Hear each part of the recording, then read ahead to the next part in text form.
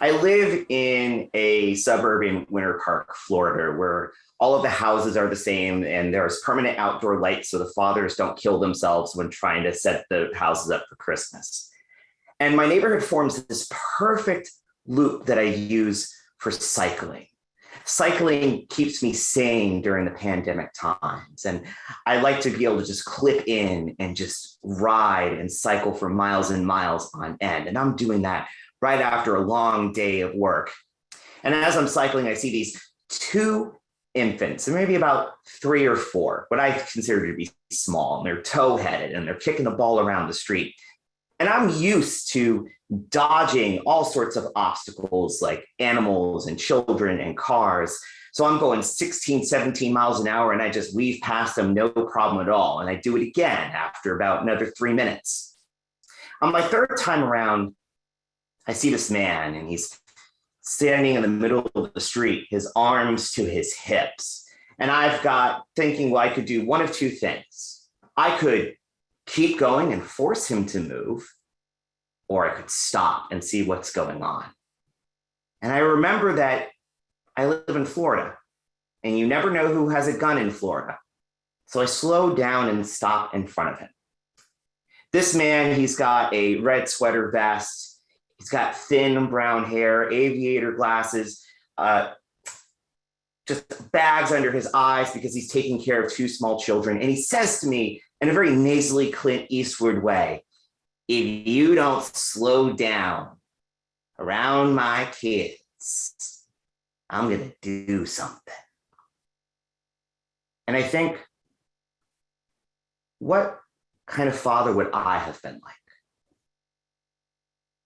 In December 2016, my wife, Janine, she comes into the living room and she has a pregnancy test in her hand and she goes, Jess, I'm pregnant. And I go, that's great. But inside I'm like, now I'm going to have to learn how to drive because I'm terrified of driving at this point.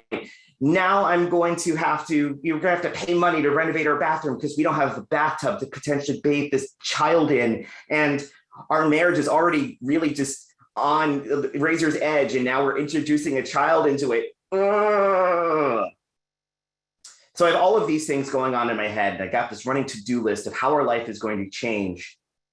When Janine can't stop bleeding. And it's been about 3 weeks. And I look up on WebMD and WebMD says, women who are pregnant, they get their periods, it's normal. And I tell her that. I go, Janine, periods during pregnancy is normal. And I have the running to-do list in my head as she tells me this doesn't feel right. And I don't go with her to the OBGYN because I feel like everything is going to be fine, that I just have all of these million other things to do. And she comes home and she says, Jess, I'm sorry, but I lost the baby. And the first thing is I feel so bad that this has happened, that we're not pregnant. But I also feel relieved because her marriage is on a razor's edge and having a child is going to make things worse. And I feel bad that I feel relieved because this happened and this is potentially could make or break our marriage. And January of 2020, it finally does. It breaks our marriage. The demon of wanting to be right starts clawing out of my mouth. I was just teaching your children an important lesson about minding the surroundings. But I claw it back. I know that this man, even though he is wrong, he is putting himself in harm's way to protect his children. So I say, whatever, man.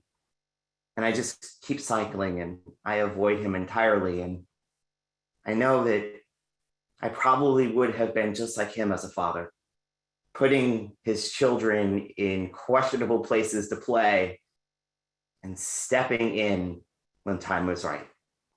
Thanks.